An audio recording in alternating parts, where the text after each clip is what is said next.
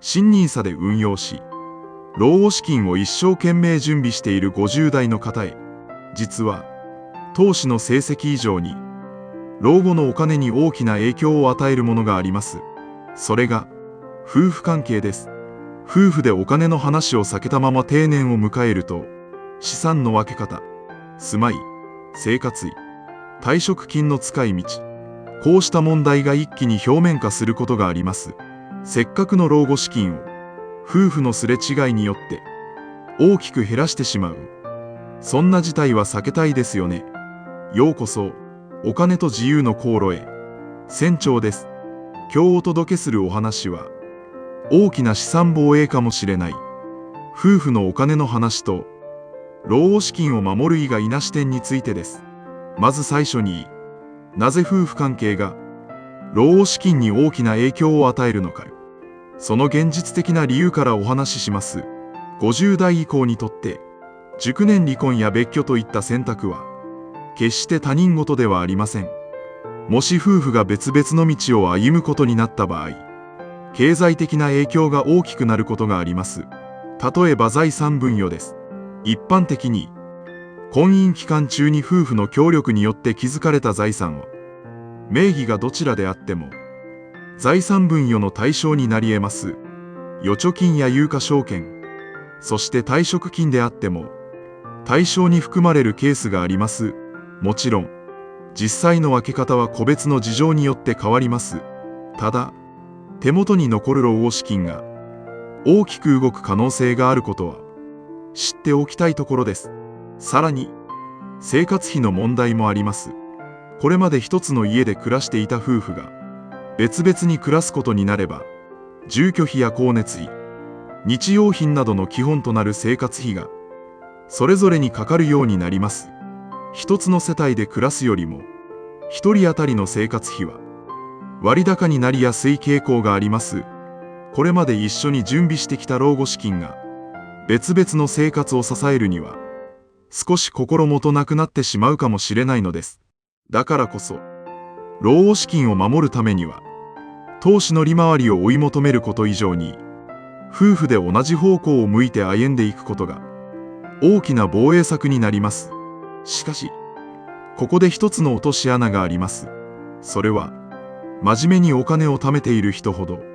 夫婦のすれ違いが起きやすいということです。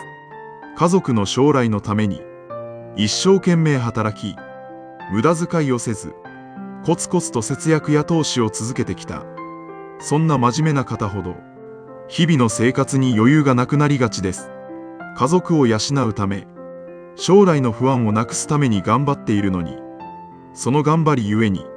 夫婦でゆっくり会話をする時間が少なくなってしまう傾向があります。夫は、こんなに家族のために働いているのだから、分かってくれているだろうと考えます。妻は、日々の家計を切り詰めて守っているのだから、感謝してくれているはずだと考えます。お互いに一生懸命だからこそ、言葉にしなくても伝わっていると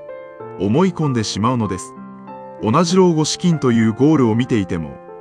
夫婦で見えている不安の形が違うことがあります。例えば、夫は投資の利回りや新NISAの運用成績を気にして、インフレに負けないように増やしたいと考えます。一方で妻は、毎月の食費や日々の暮らし、親の介護や将来の医療費などを気にして、手元の現金を減らしたくないと考えます。もちろん、これは夫婦のどちらがどちらという話ではありません。家庭によっては、妻が運用を考え、夫が現金を残したいと考えることもあります。大切なのは、どちらが正しいかではなく、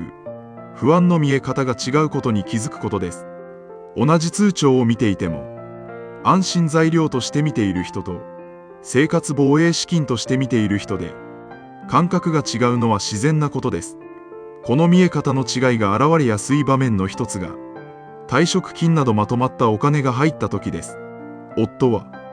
老後のために少しでも運用に回して、資産の寿命を伸ばしたいと考えます。妻は、家の修繕費やいざという時のために、現金として手元に残しておきたいと考えます。どちらも家族の将来を思っているのに、言葉にして話し合っていないと、お互いに自分勝手なことを言っているように見え、対立してしまいます。ここで大切なのは、どちらの考えが正しいかを決めることや、相手を説得することではありません。何が不安なのか、その不安の種類を共有することです。退職金が入ったら少し運用に回したいな。でも家の修繕や親のこともあるから。全部は怖いな。じゃあまずは生活費の何年分、現金で残すか決めようか。このように、相手の不安も否定せず、すり合わせに向かう会話が必要です。そこで試していただきたいのが、月に1回、30分だけの夫婦のお金会議です。コーヒーやお茶を飲みながら、年金定期便の確認、退職金の使い道、毎月の生活費、住まいの修繕費、親の介護や医療費、旅行や外食など楽しみの予算、新NISAなど運用資産の取り崩し方、これらを少しずつ、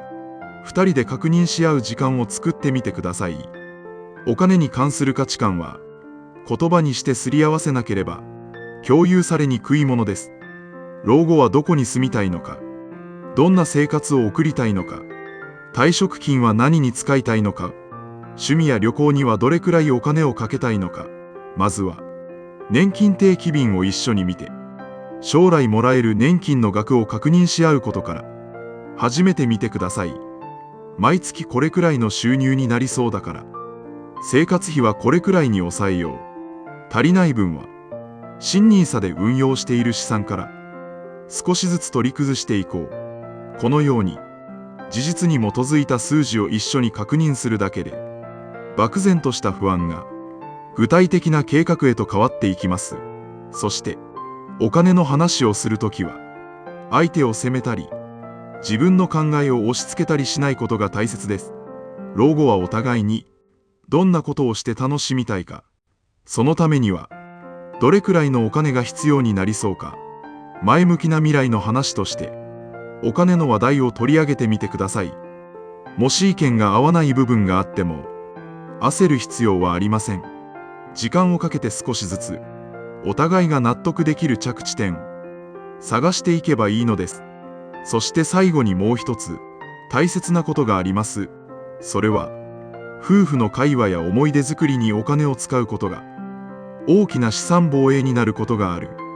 という考え方です。将来への不安から、新NISAに毎月少しでも多くのお金を回したい。その気持ちはよくわかります。しかし、節約ばかりに気を取られて、今を楽しむことを忘れてしまっては、何のために資産形成をしているのか、わからなくなってしまいます。毎月の投資額を無理して増やすのではなく、そのうちの少しのお金を使って、たまには夫婦で美味しいものを食べに行ったり、小さな旅行に出かけて思い出を作ったりする。そうしたささやかな支出が、夫婦の絆を深め、将来の大きなすれ違いを防ぐ、とても価値のある投資になるかもしれません。それでは今日の重要なお話をまとめます。老後資金を守るための夫婦のルール。大切なポイントは以下の4つです。1つ目、投資の成績だけでなく、夫婦で別々の生活になるなどの経済的影響が、老後資金を大きく減らす可能性があると知っておくこと。2つ目、真面目に働き節約する人ほど、会話が減り、価値観のすり合わせができていない落とし穴に注意すること。3つ目、相手を説得するのではなく、お互いの不安の種類を共有し、月に1回の夫婦のお金会議で数字を確認し合うこと。4つ目、過度な節約や投資に縛られず、夫婦で一緒に楽しめる時間や思い出作りに大切なお金を使うこと。なお、今日お話しした財産分与や生活費のお話は、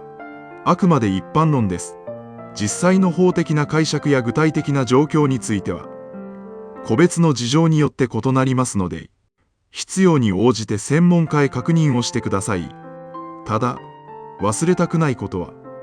お金は私たちの人生を豊かにするための道具でしかないということです。通帳の数字が増えていくのを見るのは、